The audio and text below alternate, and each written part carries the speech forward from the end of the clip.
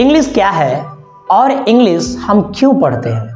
क्या इंग्लिश एक सामान्य भाषा है? इंग्लिश का हमारे डेली लाइफ में क्या इम्पोर्टेंस है? आप देख सकते हैं कि हमने हेडिंग में दिया है कि इंग्लिश।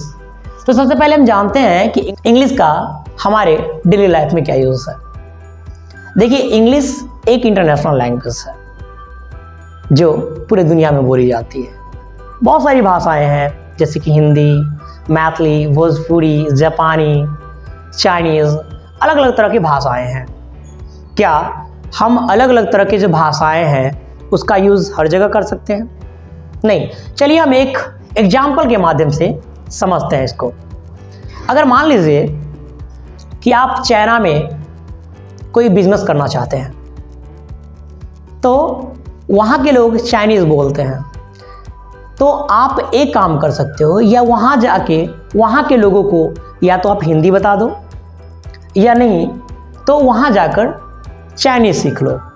तो हो सकता है कि बिजनेस वहाँ पे आप कर पाएंगे, क्योंकि उसका लैंग्वेज आप समझ पाओगे और आपका लैंग्वेज वो समझ पाएगा। अगर जापान जाना है बिजनेस करने के लिए तो हमें या तो जापानी जाना चाहिए, या नहीं तो जापान वाले को हिंदी आना चाहिए। तो कहने का मीन्स हमारा ये है कि अगर मान लीजिए कि हमारे पास इस सब को आसान बनाने के लिए अगर एक ही लैंग्वेज हो तो कितना इजी होगा हमें कहीं भी कन्वर्सेशन करने में, कहीं भी बातचीत करने में। अगर मान लीजिए कि आपके पास एक मकान है और उस मकान में बहुत सारे रूम्स हैं, मान लेते हैं कि 50 रूम्स है, तो इसका मतलब है कि उसमें आप 50 रूम्स का 50 ताला भी आपके पास होना चाहिए, और अगर 50 ताले हैं आपके पास तो 50 चाबी भी होनी चाहिए। तो कहने का मीन्स है कि अगर मान लीजिए बहुत सारे ताले हमारे पास है और बहुत सारे चाबी है तो हमारे पास कन्फ्यूज़न होगा, हमें समझ में नहीं आएगा कि कौन सा ताला का कौन सा चाबी है, तो वहाँ पे हमें प्रॉब्लम्स फेस करना होगा। अगर हमारे पास उस सारे तालों का एक ही चाबी हो तो कितना ईजी होगा हमारे लिए। ठीक उसी प्रकार हमारा लैंग्वेज है। दुनिया में बहुत सारे भाषाएं हैं, लेकिन उस भाषाओं को, यानी कहने का मतलब है कि जितने भी भाषाएं हैं उसको सीखने में हमें बहुत सारे प्रॉब्लम्स होंगे। हिंदी सीखना होगा, हो सकता है कि मैथिली सीखना होगा, भोजपुरी सीखना होगा, पंजाबी सीखना होगा, चाइनीज़ सीखनी होगी, जापानी सीखनी होगी, अलग अलग तरह के लैंग्वेज सीखने होंगे। तो ऐसा बनाया गया कि क्यों ना एक लैंग्वेज हो और दुनिया में एक ही लैंग्वेज से पूरे दुनिया में काम चल जाए। तो ये हमारे लिए भी आसान है, दुनिया के लिए भी आसान है, यानी सब के लिए आसान है। ठीक है, तो कहने का मतलब है कि मास्टर की का काम ही लैंग्वेज के लिए इंग्लिश करता है। तो सबसे पहले हम इंग्लिश को डेफिनेशन के माध्यम से समझते हैं। यहाँ हमने इंग्लिश का डेफिनेशन लिखा है, तो चलिए डेफिनेशन के माध्यम से इसको समझते हैं। English is an international language which is spoken all over the world.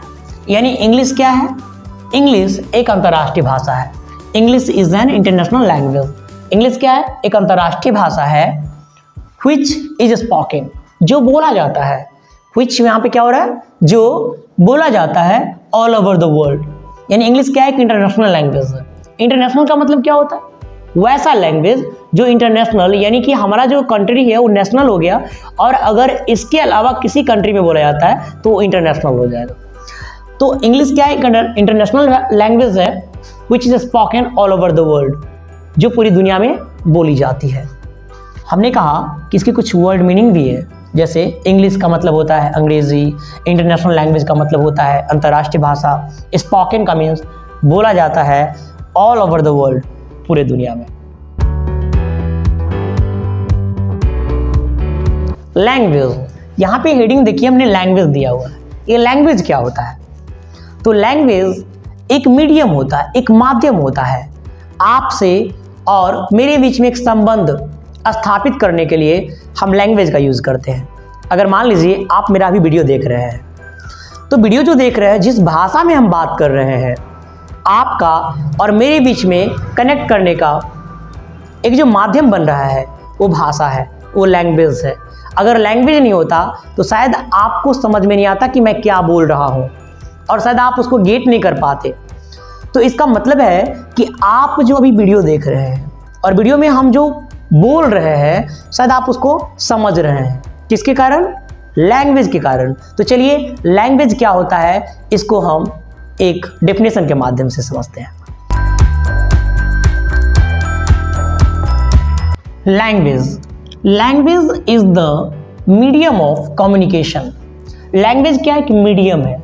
Medium का मतलब माध्यम है। किसका? कम्युनिकेशन का। ये कम्युनिकेशन क्या होता है?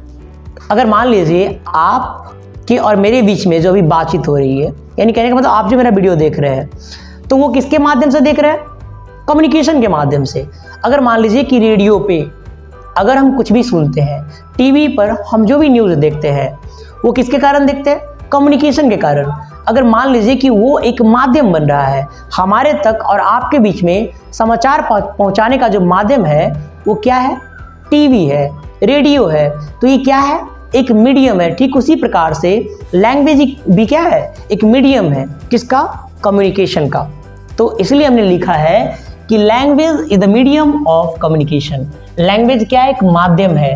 किसका? कम्युनिकेशन का। कम्युनिकेशन का मतलब होता है संचार, मीडियम का मतलब होता है माध्यम। तो चलिए नेक्स्ट टॉपिक को हम देखते हैं।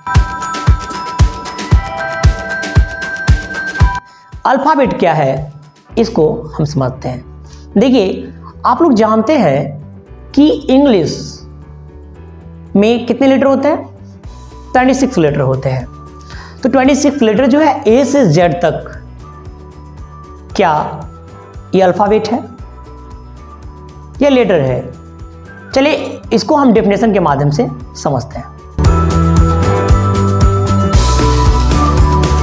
Every language has a group of letter, each group of letter is called an alphabet. मैंने लिखा है कि एवरी लैंग्वेज, जितने भी लैंग्वेज हैं उनके पास क्या होता है? लेटर का ग्रुप होता है। और यही ग्रुप क्या कहलाएगा? ये जो लेटर का ग्रुप है और इसी को हम अल्फाबेट कहेंगे। अब आपके माइंड में आएगा कि सर हम इतना जो पढ़े हुए हैं, जितने भी लैंग्वेज है और लेटर का ग्रुप, तो आप लोग कहीं पढ़े होंगे कि लेटर का जो ग्रुप होता है उसको तो हम वर्ड कहते हैं। लेकिन यहाँ जो हम लिखे हैं कि ये जितने भी लैंग्वेज हैं वो क्या होता है? वो ग्रुप ऑफ लेटर होता है। और जितने भी ग्रुप ऑफ लेटर होंगे उसको हम अल्फाबेट कहेंगे। तो चलिए इसको कन्फ्यूजन को हम दूर करते हैं। अगर मान लीजिए कि ए से लेके जेड तक कोई लेटर है, ए से जेड तक कोई लेटर है, तो ये आपको पता है कि ए क्या है? लेटर है। बी क्या है? लेटर है। और ये करते करते यानी जेड भी क्या है? एक लेटर है। लेकिन अगर मान लीजिए हमने यहाँ पे एक नाम लिखा रामू, तो रामू में अगर कोई पूछेगा कि आर क्या है, तो ये तो लेटर है। ए क्या है? ये तो लेटर है। एम क्या है? लेटर है। और यू क्या है? लेटर है। लेकिन जब कंसिस्ट इस सबको हम शामिल किए, ग्रुप में रखे, तो ये तो वर्ड बन गया। लेकिन आपने कहा कि लेटर का ग्रुप, जी हाँ मैंने सही कहा, यानी ए से लेके जेड तक एक अगर ऑर्डर में होता है लेटर, यानी ए के बाद बी ही होना चाहिए, बी के बाद सी ही होना चाहिए और सी के बाद डी ही होना चाहिए। ऐसे करते करते अगर जेड तक वो लेटर जाता है तो वो अल्फाबेट कहलाएगा। क्या अगर मान लीजिए कि हमने कहा कि बी, ये अल्फाबेट हो सकता है क्या? जी नहीं, बी कभी भी अल्फाबेट नहीं हो सकता, बी लेटर होगा। अगर सी की बात करेंगे तो सी लेटर हो सकता है, अल्फाबेट नहीं। अगर आपसे कोई पूछे कि अल्फाबेट कितने होते हैं, तो आप कभी भी मत कहना कि अल्फाबेट 26 होते हैं, 26 होते हैं। अल्फाबेट एक ही होते हैं जो ए से लेके जेड तक का क्या होता है? ग्रुप होता है। एक ऑर्डर में होना चाहिए कि ए के बाद बी ही होना चाहिए, बी के बाद सी ही होना चाहिए, सी के बाद डी ही होना चाहिए और एक ऑर्डर में जेड तक होना चाहिए।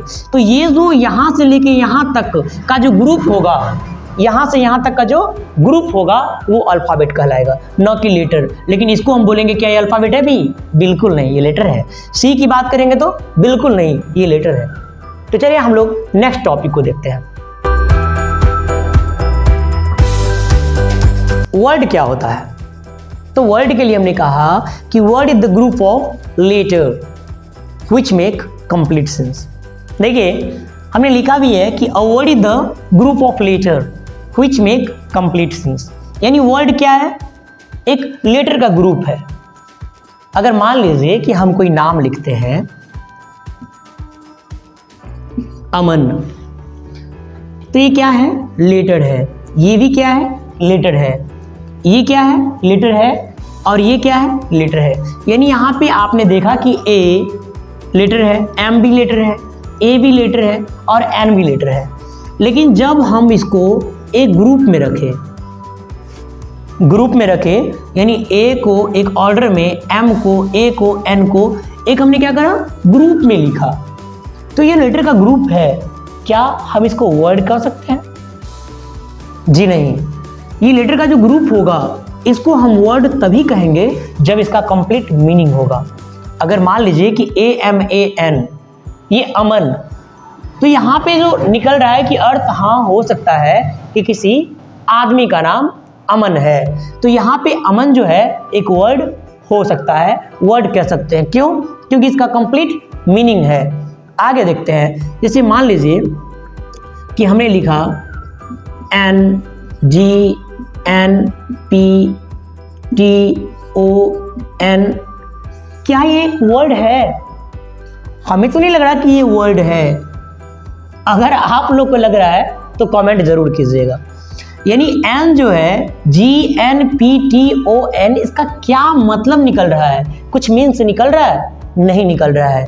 यानी कहने का मतलब है कि जिसका कंप्लीट मीनिंग नहीं होगा वो लेटर ग्रुप में है, उससे कोई मतलब नहीं है। इसका कंप्लीट मीनिंग भी निकलना चाहिए। अगर इसका कंप्लीट मीनिंग निकलेगा तो ये वर्ड होगा। इसलिए हमने लिखा है कि a word is the group of letter which make complete sense. Letter का ग्रुप होगा तो वो वर्ड होगा, लेकिन उसका कंप्लीट सेंस निकलना चाहिए, तब ये वर्ड होगा। ठीक है, नेक्स्ट देखते हैं हम लोग। Sentence. Sentence is the group of word which make complete sense. देखिए, इसको हम डेफिनेशन के माध्यम से समझते हैं कि सेंटेंस ग्रुप ऑफ वर्ड है, यानी सेंटेंस जो है वो वर्ड का ग्रुप है, समूह है, जिसका कुछ मतलब निकले, जिसका कुछ सेंस निकले। एग्जाम्पल के लिए, Ram is a boy, Ram एक लड़का है, तो यहाँ लग रहा है कि राम इज अ बॉय, ये कंप्लीट मीनिंग है, कंप्लीट सेंस है कि राम एक लड़का है। यहाँ पे तो लग रहा है कि हमें सेंटेंस में कि क्लियर है कि राम एक लड़का है, तो लग रहा है कि यहाँ जो ये वर्ड है, ये भी एक वर्ड है, ये भी वर्ड है, ये भी वर्ड है, और ये ग्रुप में भी है, और इसका कुछ कंप्लीट मीनिंग भी निकल रहा है। तो Ram is a boy, Ram एक लड़का है, तो ये हमें लग रहा है कि सेंटेंस है, लग नहीं रहा है सेंटेंस है। फिर हमने लिखा है ही स्टडीज वेल, वह अच्छा पढ़ता है, वो अच्छा अध्ययन करता है। तो यहाँ पे ये भी क्या वर्ड है, ये भी वर्ड है, और ये भी वर्ड है, और ये ग्रुप में है, और इसका कंप्लीट मीनिंग भी निकल रहा है, इसलिए सेंटेंस है। ठीक है, अब देखिए बॉय इज राम, यहाँ पे क्या लग रहा है कि ये वर्ड है, ये भी वर्ड है, ये भी वर्ड है, ये भी वर्ड है, लेकिन ये ग्रुप में भी है, तो हम क्या इसको सेंटेंस कह सकते हैं? नहीं, क्योंकि इसका कुछ अर्थ तो निकल ही नहीं रहा है, इसका कंप्लीट मीनिंग तो निकल ही नहीं रहा है, इसलिए सेंटेंस नहीं है। हमने कहा स्टडीज वेल ही, ये भी वर्ड है, ये भी वर्ड है, ये भी वर्ड है, लेकिन इसका कंप्लीट मीनिंग निकल रहा है? नहीं निकल रहा है। तो आप तो समझदार हो, ये हम कह सकते हैं कि सेंटेंस है ही नहीं। अगर आपको वीडियो अच्छा लगा तो वीडियो को लाइक कीजिए, अपने दोस्तों के साथ शेयर कीजिए, और अगला वीडियो आप किस टॉपिक पे चाहते हैं कमेंट जरूर करें।